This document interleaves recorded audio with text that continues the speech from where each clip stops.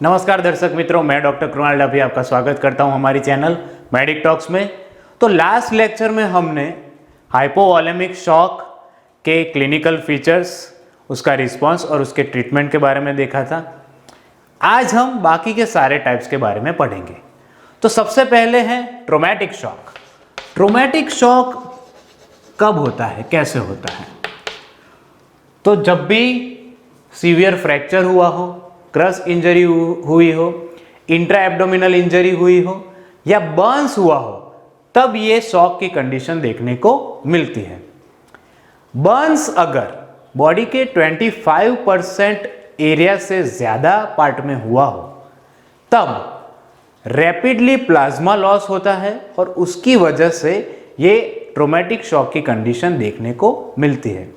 ये Burns shock में अगर बर्न्स टिश्यू का इन्फेक्शन हो तो उसकी वजह से सिस्टेमिक इन्फ्लेमेटरी रिस्पांस देखने को मिलता है। इस रिस्पांस की वजह से कैपिलरी परमिएबिलिटी जो है वो बढ़ जाती है और कैपिलरी में से फ्लूइड लीक होने लगता है।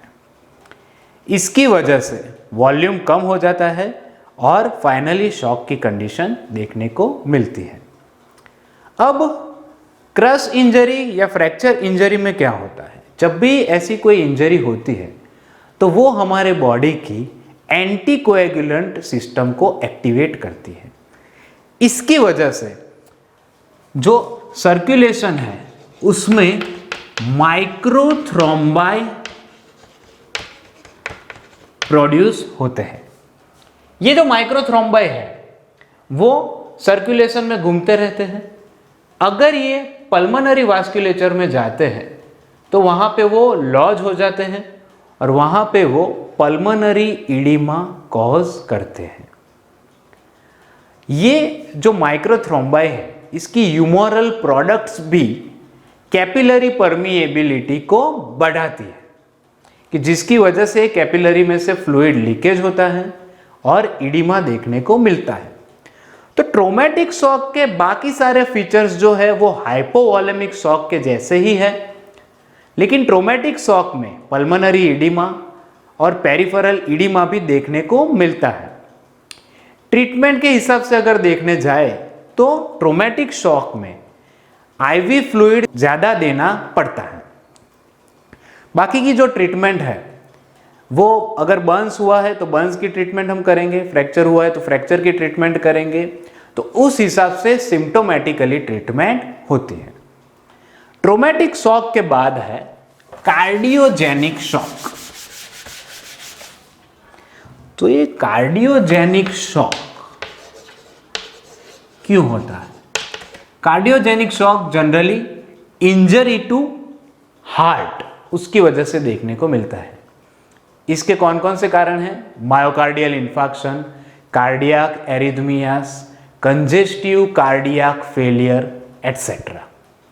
इस शॉक में जो कार्डियक मसल है उसका पंपिंग एक्शन फेल हो जाता है। तो उसके 3 टाइप के मैकेनिज्म हैं। सबसे पहला है लेफ्ट वेंट्रिकुलर फेलियर।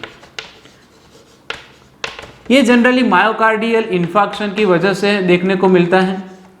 जो वेंट्रिकुलर मसल्स है उसका पंपिंग एक्शन कम हो जाता है। उसके पंपिंग एक्शन कम हो जाने की वजह से कार्डियक आउटपुट कम होता है। अल्टीमेटली उसका बैक प्रेशर लेफ्ट एट्रियम में आता है। लेफ्ट एट्रियम में से बैक प्रेशर पल्मोनरी वास्कुलेचर में आता है, कि जिसकी वजह से पल्मोनरी इडिमा देखने को मिलता है। कई बार ये बैक प्रेशर राइट वेंट्रिकल्स और राइट एट्रिया तक भी आता है। दूसरा इसका मैकेनिज्म है, अगर पल्मोनरी एम्बोलिज्म हुआ है और वो emboli more than 50% pulmonary vasculature को वो ऑक्लूड करता है, तब ये कंडीशन देखने को मिलती है। तो उस ऑक्लूड होने की वजह से लेफ्ट एट्रियम और लेफ्ट वेंट्रिकल में विनस रिटर्न कम होगा, कार्डियक आउटपुट कम होगा, ब्लड प्रेशर भी कम होगा। ये पल्मोनरी वास्कुलेचर से जो बैक प्रेशर है वो राइट वेंट्रिकल्स पे आएगा, राइट वेंट्रिकल से बैक प्रेशर राइट एट्रिया पे जाएगा और उसकी वजह से भी विनस रिटर्न अल्टीमेटली कम होगा। और इसकी वजह से शॉक के सारे सिम्टम्स देखने को मिलेंगे। तीसरा जो है वो है कार्डियक कंप्रेसिव शॉक। कैसे होता है ये? इसमें हार्ट जो है उसका कंप्रेशन देखने को मिलता है। इसके कारण है मैसिव न्यूमोथोरैक्स, उसके बाद पेरिकार्डियल टेम्पोनेड, और कई बार लार्ज डायाफ्रामेटिक हर्निया अगर हो तो उसकी वजह से हार्ट कंप्रेस हो जाता है, हार्ट का मसल का जो पंपिंग एक्शन है वो फेल हो जाता है। अब कार्डियोजेनिक शॉक के कौन कौन से सिम्टम्स हैं? तो कार्डियोजेनिक शॉक में जनरली पल्मोनरी एडिमा देखने को मिलता है, पेरिफेरल एडिमा देखने को मिलता है, शॉर्टनेस ऑफ ब्रीथ होता है पल्मोनरी एडिमा की वजह से, चेस्ट पेन होता है, चेस्ट में हैवीनेस लगता है, कार्डियक आउटपुट कम होता है, इसकी वजह से ब्लड प्रेशर कम होता है। उसको मेंटेन करने के लिए, परफ्यूजन मेंटेन करने के लिए हार्ट रेट बढ़ता है। इसकी ट्रीटमेंट क्या है? तो अगर पल्मोनरी एम्बोलिज्म हुआ है उस पेशेंट को हिपेरिन, इंट्रावेनस हिपेरिन देना पड़ता है। पल्मोनरी एडिमा में डायूरेटिक्स भी देने पड़ते हैं, कई बार आयनोट्रॉप्स देने पड़ते हैं, क्रोनोट्रॉप्स दे सकते हैं हम, और सिम्टोमेटिक ट्रीटमेंट इसकी करते हैं। कार्डियोजेनिक शॉक के बाद आता है न्यूरोजेनिक शॉक। अब इस न्यूरोजेनिक शॉक के भी 3 डिफरेंट टाइप्स हैं। तो पहला है न्यूरोजेनिक शॉक प्रॉपर, दूसरा है वाजोवेगल और वाजोजेनिक शॉक, और तीसरा टाइप है साइकोजेनिक शॉक। तो न्यूरोजेनिक शॉक कैसे होता है?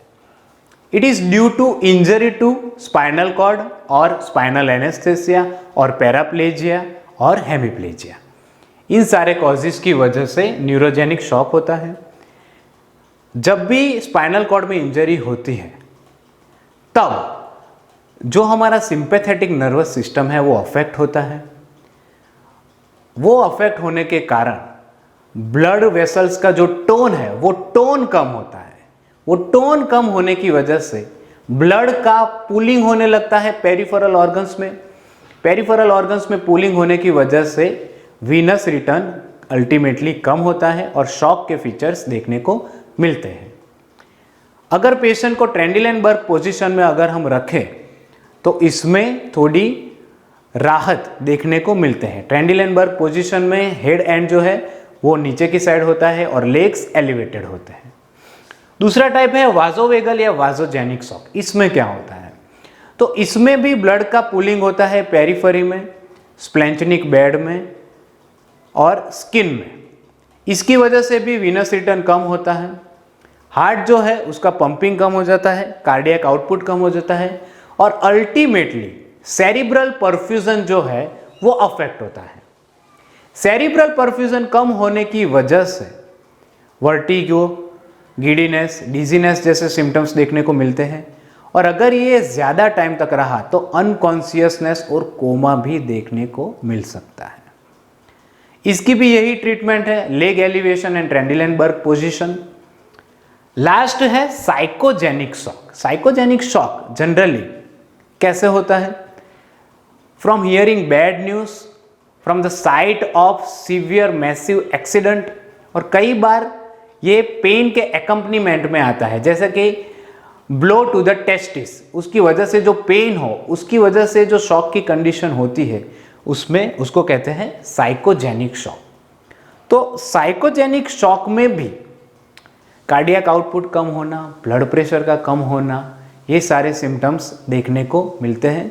कई बार अनकॉन्शियसनेस जैसे फीचर्स भी देखने को मिलते हैं। तो साइकोजेनिक या न्यूरोजेनिक शॉक की क्या ट्रीटमेंट है? तो उसकी ट्रीटमेंट में Trendelenburg position, then elevation of legs, IV fluids और सिम्टोमेटिक ट्रीटमेंट ये आता है। नेक्स्ट जो है वो है सेप्टिक शॉक।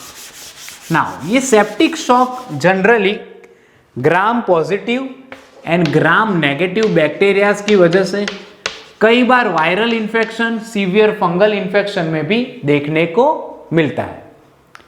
कौन कौन से bacteria commonly septic shock produce करते हैं? तो वो है Escherichia coli, Klebsiella, Proteus group, Pseudomonas and Bacteroides. इसके दो टाइप्स हैं। पहला है हाइपर डायनेमिक और वार्म सेप्टिक शॉक। इसके कौन से फीचर है? जनरली ये ग्राम नेगेटिव इन्फेक्शन की वजह से देखने को मिलता है। ऐसे इन्फेक्शन के सोर्स कौन कौन से हैं? तो ये है genito urinary infection. Genito urinary procedure के बाद ये इन्फेक्शन हो सकता है। जेनाइटो यूरिनरी इंस्ट्रूमेंटेशन जैसे कि फॉलिस कैथेटर। दूसरा इसका है सोर्स है ट्रेकियोस्टोमी। फिर है intra abdominal infections like intra abdominal abscess, cholangitis, peritonitis, pancreatitis etcetera. इसके फीचर्स क्या हैं? इसमें टेम्परेचर जो है, बॉडी का टेम्परेचर बढ़ जाता है, स्किन वार्म हो जाती है और ब्लड प्रेशर कम होना, हार्ट रेट बढ़ना, ये सारे सिम्टम्स देखने को मिलते हैं। इसके साथ पेशेंट का जो लुक है वो टॉक्सिक हो जाता है। दूसरा जो टाइप है सेप्टिक शॉक का वो है हाइपोवोलेमिक हाइपोडायनेमिक या कोल्ड सेप्टिक शॉक। इसमें क्या होता है? जनरली ये ग्राम पॉजिटिव बैक्टीरियाज की वजह से देखने को मिलता है। इसमें क्या होता है? जो इन्फेक्शंस है वो इन्फेक्शन की वजह से कैपिलरी परमिएबिलिटी बढ़ जाती है। कैपिलरी परमिएबिलिटी बढ़ने से कैपिलरी में से फ्लूइड एक्स्ट्रा सेल्यूलर स्पेस में लीक होता है। इसके वजह से वॉल्यूम जो है वो कम हो जाता है, वीनस रिटर्न कम होता है, कार्डियक आउटपुट और ब्लड प्रेशर कम होता है। इसके सिम्टम भी जो जनरली शॉक में देखने को मिलते हैं वही सिम्टम होते हैं। सिर्फ पेरिफेरीज और स्किन है वो कोल्ड पड़ जाते हैं। इसकी ट्रीटमेंट क्या है? सेप्टिक शॉक की ट्रीटमेंट तो proper diagnosis of infection from the culture and sensitivity reports, और उस सेंसिटिविटी रिपोर्ट्स के अकॉर्डिंग ही हम प्रॉपर ब्रॉड स्पेक्ट्रम एंटीबायोटिक्स दे सकते हैं। अगर वायरस या फंगस की वजह से हुआ है तो एंटीवायरल एंटी फंगल ड्रग्स भी हम दे सकते हैं, इंट्रावेनस फ्लूइड्स दे सकते हैं एंड सपोर्टिव ट्रीटमेंट जो भी सिम्टम है वो सिम्टोमेटिक ट्रीटमेंट हम दे सकते हैं। नेक्स्ट टाइप है एनाफाइलेक्टिक शॉक।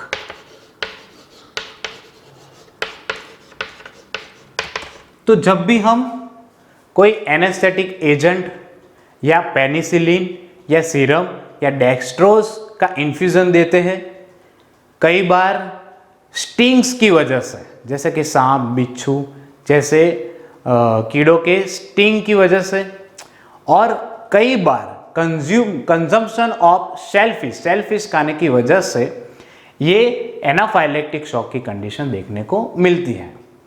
इसकी पैथोफिजियोलॉजी क्या है? तो जो एंटीजन होता है वो एंटीजन हमारे इम्यूनिटी सिस्टम के मास्ट सेल के ऊपर जो इम्यूनोग्लोबुलिन ई है उससे और बेसोफिल से अटैच होता है।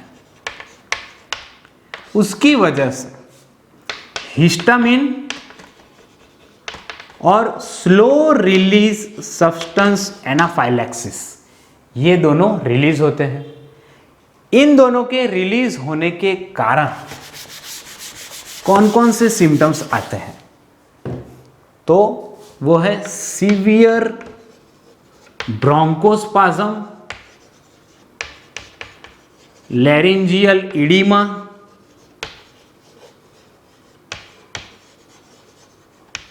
Respiratory distress, hypoxia, hypotension, increased heart rate यानी कि टैकीकार्डिया, ये सारे सिम्टम्स देखने को मिलते हैं। इसकी ट्रीटमेंट क्या है? तो जब भी हमें आईवी यानी इंट्रावीनस को इंजेक्शन देना हो तो पहले उसका टेस्ट डोज देना चाहिए और थोड़ी देर वेट करके देखना चाहिए कि कुछ रिएक्शन होता है या नहीं। दूसरी इसकी ट्रीटमेंट में सिम्टोमेटिक ट्रीटमेंट एंटीहिस्टामिनिक्स देते हैं। अगर सीवियर हो एनाफाइलेक्टिक शॉक तो हम स्टीरॉइड्स भी दे सकते हैं। लास्ट जो टॉपिक है आज के चैप्टर का वो है क्रश इंजरी। क्रश इंजरी में क्या होता है? क्रश इंजरी या क्रश सिंड्रोम, तो उसमें बॉडी का कोई एक पार्ट क्रश हो जाता है। तो उसके कौन कौन से कॉजेस हैं?